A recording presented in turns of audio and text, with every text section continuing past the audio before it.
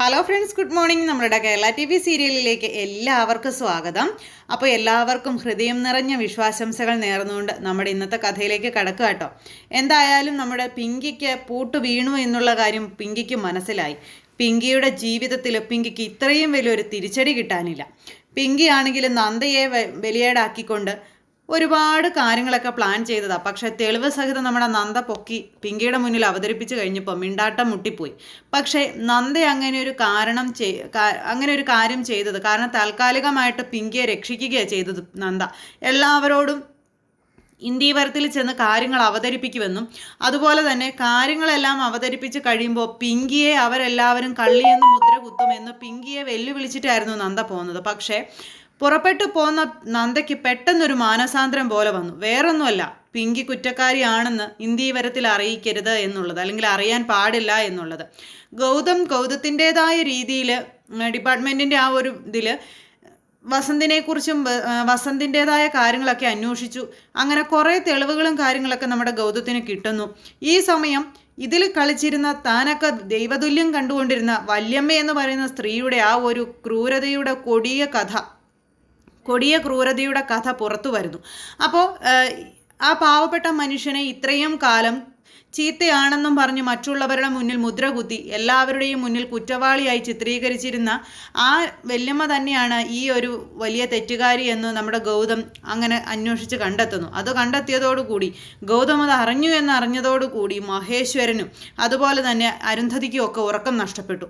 അവർ ചെയ്ത ആ ക്രൂരതയുടെ കഥ പ്രിയയെങ്ങാനും അറിഞ്ഞിട്ടുണ്ടെങ്കിൽ തീർച്ചയായിട്ടും പണി കിട്ടും എന്നുള്ള കാര്യം അറിയാം. കുഞ്ഞു മരിച്ചുപോയി എന്നും പറഞ്ഞ് കള്ളം പറഞ്ഞ് ആ കുഞ്ഞിനെ പ്രിയയുടെ അടുത്ത് നിന്ന് മാറ്റിയത് ഈ പറയുന്ന അരുന്ധതിയായിരുന്നു. കുഞ്ഞു മരിച്ചുപോയി എന്ന് പറഞ്ഞു കഴിഞ്ഞിട്ടുണ്ടെങ്കിൽ വേറെ പ്രശ്നമൊന്നുമില്ലല്ലോ. എന്നിട്ട് ഈ കുഞ്ഞിനെ വേറൊരാൾക്ക് കൊടുത്തിട്ട് മരിച്ചുപോയ ഏതോ ഒരു കുഞ്ഞിൻ്റെ ബോഡി കൊണ്ടുവന്ന് ഇവർ മറവ് ചെയ്യുക, അങ്ങനെ ചെയ്യാൻ പാടില്ലാത്ത കാര്യങ്ങളൊക്കെ ഇവർ ചെയ്തു. ഇതൊക്കെ പുറത്തു വരുമെന്നുള്ള കാര്യം അരുന്ധതിക്ക് മനസ്സിലായി. അരുന്ധതിക്ക് ശരിക്കും പേടിയായി തുടങ്ങി. മഹേശ്വരൻ ഇതൊന്നുകൂടി പേടിപ്പെടുത്തുന്ന രീതിയിൽ ചേട്ടത്തിയോട് സംസാരിച്ചു കഴിഞ്ഞപ്പോഴേക്കും ചേട്ടത്തിയുടെ മുട്ടുകൂട്ടി ഇടിക്കാൻ തുടങ്ങി. അങ്ങനെ ചേട്ടത്തി ആകെ പേടിച്ച് വിറച്ച് അവിടെ അങ്ങനെ നിൽക്കുന്നു. ഇതേ സമയത്ത് പിങ്കി ആണെന്നുണ്ടെങ്കിൽ തൻ്റെ അഭിമാനം പോകുമെന്നുള്ള പേടിയിൽ അങ്ങനെ. പക്ഷേ നമ്മുടെ നന്ദയോട് പിങ്കിക്ക് വേണ്ടി, സ്വന്തം മകൾക്ക് വേണ്ടി യാചിക്കുകയായിരുന്നു പിങ്കിയുടെ പപ്പ.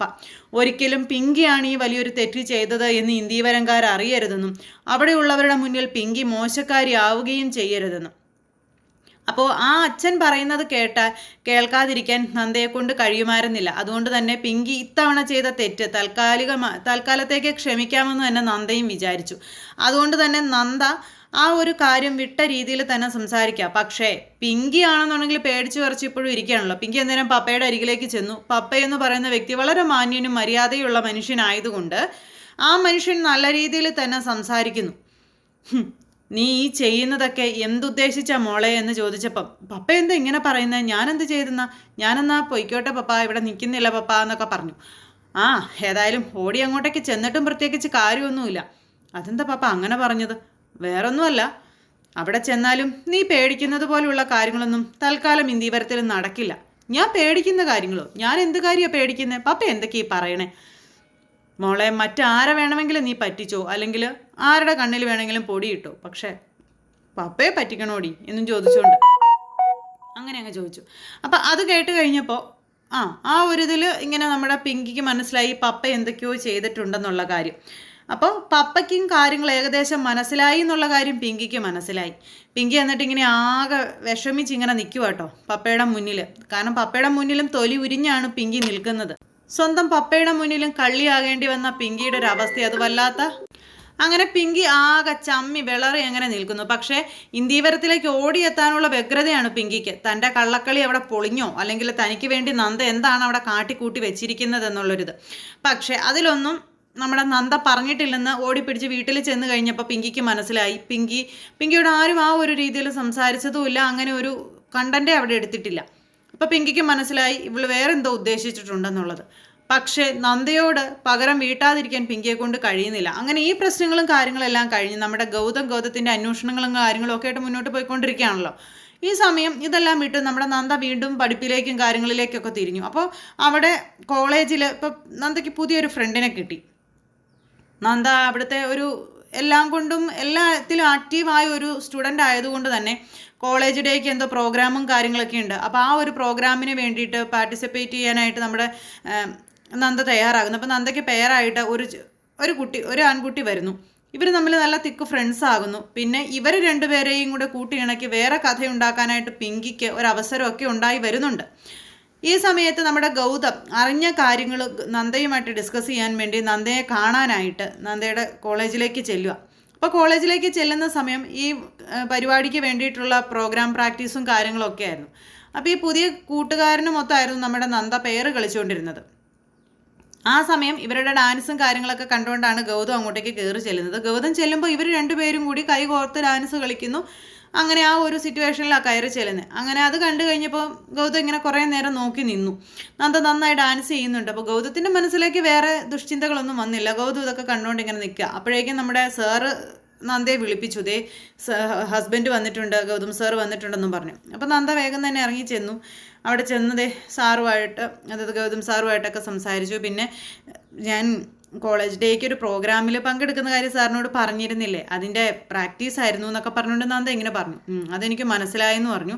കൂടെ ഉണ്ടായിരുന്നത് എൻ്റെ ക്ലാസ്സിൽ തന്നെ പഠിക്കുന്ന കുട്ടിയാണെന്നൊക്കെ പറഞ്ഞ് അങ്ങനെ പരിചയപ്പെടുത്തുക. അതിപ്പോൾ എന്തെങ്കിലും ആവട്ടെ നന്ദ, അതൊന്നും ഞാൻ ചോദിച്ചില്ലല്ലോ, ഞാനിപ്പോൾ വന്നത് മറ്റൊരു കാര്യത്തിനാണെന്ന് പറഞ്ഞു. അപ്പോൾ എന്താണെന്ന് ചോദിച്ചു കഴിഞ്ഞപ്പോൾ ഗൗതം അറിഞ്ഞ കാര്യങ്ങളെ പറ്റിയൊക്കെ നന്ദയോട് പറയുക. അപ്പോൾ അത് കേട്ട് കഴിഞ്ഞപ്പോൾ നന്ദയ്ക്ക് ആകെ ഒരു വെപ്രാളം പോലെ, അല്ലെങ്കിൽ ഒരു ടെൻഷൻ പോലെ, ദൈവമേ ഇനിയിപ്പോൾ ഇതിനേക്കാളും വലിയ എന്തെങ്കിലും പ്രശ്നങ്ങൾ ഉണ്ടാകുമോ എന്നുള്ളത്.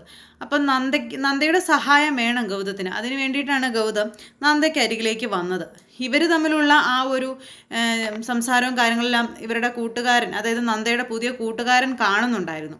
ആ ചെറുപ്പക്കാരൻ എന്നിട്ട് ഈ നന്ദയും ഗൗതവും തമ്മിൽ സംസാരിച്ച് പിരിഞ്ഞതിന് ശേഷം നന്ദയ്ക്ക് അരികിലേക്ക് വന്നിട്ട് ചോദിച്ചു, അത് ഹസ്ബൻഡാണോ എന്ന് ചോദിച്ചു. അപ്പോൾ അതേന്ന് പറഞ്ഞു. ഗൗതം സാറിൻ്റെ ഹസ്ബൻഡാണെന്നൊക്കെ പറഞ്ഞ് ഇവരിങ്ങനെ സംസാരിക്കാം. അപ്പോൾ എന്തായാലും നല്ല കാര്യമായി. ഹസ്ബൻഡ് എന്തായാലും IPS ഉദ്യോഗസ്ഥൻ്റെ, വൈഫ് ഇപ്പോൾ ഡോക്ടറാകാൻ പോകുന്നു, നല്ല ബെസ്റ്റ് കപ്പിളാട്ടോ നിങ്ങളെന്നൊക്കെ പറഞ്ഞുകൊണ്ട് നന്ദയ്ക്ക് കൂടുതൽ ഇംപ്രഷൻ ഉണ്ടാകുന്ന രീതിയിൽ സംസാരിക്കുക. അങ്ങനെ ആ ഒരു ഇതിലിങ്ങനെ സംസാരിക്കുന്നു. ഇവർ തമ്മിൽ നല്ല കൂട്ടായി. പിന്നെയാണെന്നുണ്ടെങ്കിൽ ഈ ചെറുപ്പക്കാരനാണെങ്കിൽ നന്ദയോട് കൂടുതൽ അടുക്കാനായിട്ട് ശ്രമിക്കുന്നു. അങ്ങനെ നന്ദയുമായിട്ട് നല്ല ഫ്രണ്ട്ഷിപ്പിൽ മുന്നോട്ട് പോകാൻ താല്പര്യമുണ്ടെന്നൊക്കെ നന്ദയോട് പറഞ്ഞു. അപ്പം നന്ദയ്ക്കും കുഴപ്പമൊന്നുമില്ല. ഒറ്റ നോട്ടത്തിൽ കാഴ്ചയിൽ കുഴപ്പങ്ങളോ കാര്യങ്ങളോ ഒന്നുമില്ല. നല്ല മിടുക്കനായ പാവം ഒരു ചെറുപ്പക്കാരൻ. അപ്പം അതുകൊണ്ട് തന്നെ നന്ദയും അതിനെ വളരെ കാര്യമായിട്ട് തന്നെയാണ് കാണുന്നത്. നന്ദ ഇങ്ങനെ കോളേജിൽ വളരെ ആക്റ്റീവായിട്ട് എല്ലാത്തിലും ചെയ്യുന്നതും അതുപോലെ ഓരോ കാര്യങ്ങളിൽ ഏർപ്പെടുന്നത് ഇതെല്ലാം ഈ സാന്ദ്ര എവിടെ നിന്നൊക്കെയോ ഇശുക്കി കൊണ്ടുവന്ന് പിങ്കിക്ക് കൊടുക്കുന്നു.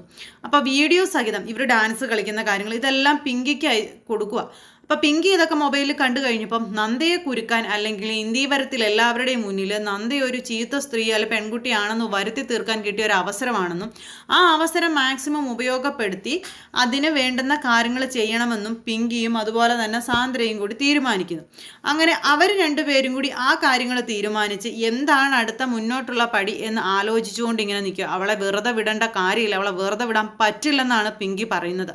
അവൾ ഒറ്റൊരുത്തി കാരണമാണ് ആ ഒരു നെക്ലേഴ്സിൻ്റെ കാര്യം എൻ്റെ പപ്പ അറിഞ്ഞതെന്നും അതിലൂടെ ഞാൻ നാണം കെട്ടതെന്നും എൻ്റെ പപ്പയ്ക്ക് മുന്നിൽ പോലും എനിക്ക് സംസാരിക്കാൻ കഴിയാത്ത രീതിയിൽ ഞാൻ നിന്നു പോയതെന്നൊക്കെ പറഞ്ഞുകൊണ്ട് അതിനും നന്ദയുടെ തലയിൽ കൊണ്ട് കുറ്റം വയ്ക്കുക. എന്നിട്ട് നന്ദയെ എല്ലാവരുടെയും മുന്നിൽ കരിവാരി തേക്കുക എന്നുള്ളൊരു ഉദ്ദേശത്തോടെ അങ്ങനെ പിങ്കി എത്ര കിട്ടിയാലും പഠിക്കില്ല എന്നുള്ളൊരിതിൽ നന്ദയെ വീണ്ടും വീണ്ടും കയറി ചൊറിയാനായിട്ട് ഇങ്ങനെ ശ്രമിച്ചുകൊണ്ടേയിരിക്കുന്നു. കൂട്ടുകാരിക്ക് കൂട്ടായിട്ട് സാന്ദ്രയുണ്ട്. ഇനിയിപ്പോൾ ആ ഒരു പ്രശ്നങ്ങളും കാര്യങ്ങളും എല്ലാം വന്നു കഴിയുമ്പോഴേക്കും പുതിയ പ്രശ്നങ്ങൾ ഉടലെടുക്കുമല്ലോ. അത് തീർച്ചയായിട്ടും അതൊരു പാട്ട് തന്നെ ആയിരിക്കും. അപ്പോൾ അങ്ങനെ ആ ഒരു വിഷയം അവിടെ ഇങ്ങനെ നിൽക്കുന്നു. ഈ സമയത്ത് ഗൗതം കണ്ടുപിടിച്ച സത്യങ്ങൾക്ക് പിന്നാലെ ഗൗതം പോയി കഴിഞ്ഞിട്ടുണ്ടെങ്കിൽ വീട്ടിലെ സമാധാനം അത് നഷ്ടപ്പെടും. അതുപോലെ തന്നെ ഈ പുള്ളിക്കാരിയൊക്കെ പിടിക്കപ്പെടും. അങ്ങനെയൊക്കെയുള്ളൊരു പേടിയും കാര്യങ്ങളും ഒക്കെ ആയിട്ട് നമ്മുടെ അരുന്ധതി മേഡവും അതുപോലെ തന്നെ മഹേശ്വരനും ഒക്കെ. അപ്പോൾ ഇതിൽ ഏറ്റവും കൂടുതൽ കളിച്ചിരിക്കുന്നത് മഹേശ്വരനും അരുന്ധതിയാണ്. കാരണം ഇവർക്ക് രണ്ടുപേർക്കുമാണ് ഏറ്റവും കൂടുതൽ പേടി. ഗൗതം സത്യം കണ്ടുപിടിച്ചുകൊണ്ട് വന്നാൽ എല്ലാം തീർന്നു. പ്രിയ ഇതറിഞ്ഞാൽ അമ്മയെ പ്രിയ എന്നേക്കുമായിട്ട് വെറുക്കും. അങ്ങനെ ഒരു പേടി. അങ്ങനെ മൊത്തത്തിൽ കാര്യങ്ങളെല്ലാം എന്താ പറഞ്ഞത് കൂടിക്കൊഴഞ്ഞു കിടക്കുന്നൊരവസ്ഥ. അപ്പം അത്തരത്തിലൊക്കെയുള്ള ഒരു സൂപ്പർ ഹിറ്റ് വിശേഷങ്ങളൊക്കെ ആയിട്ട് അടുത്ത ആഴ്ചത്തെ നമ്മുടെ കഥകൾ ഇങ്ങനെ വരുന്നുണ്ട്. അപ്പോൾ എല്ലാവരും കാത്തിരുന്ന് കാണണം. ആരും തന്നെ മിസ് ചെയ്ത് കളയരുത്. എല്ലാവർക്കും നല്ലൊരു ദിവസം ആശംസിക്കുകയാണ്. എല്ലാവരുടെയും സപ്പോർട്ടിനും സ്നേഹത്തിനും ഒത്തിരി ഒത്തിരി ഒത്തിരി നന്ദി ഹൃദയത്തിൻ്റെ ഭാഷയിൽ അറിയിക്കുന്നു. അതോടൊപ്പം നമ്മുടെ ചാനൽ ആദ്യമായിട്ട് കാണുന്നവരുണ്ടെങ്കിൽ ഒന്ന് സബ്സ്ക്രൈബും കൂടെ ചെയ്യണം കേട്ടോ. അപ്പോൾ എല്ലാവരോടും ഹൃദയത്തിൻ്റെ ഭാഷയിൽ ഒരിക്കൽ കൂടി ഹൃദയം നിറഞ്ഞ വിശ്വാസംസകൾ നേർന്നുകൊണ്ട് നിർത്തുന്നു. അടുത്ത ദിവസം അടുത്ത സൂപ്പർ ഹിറ്റ് കഥയുമായിട്ട് കാണാം. എല്ലാവർക്കും നന്ദി.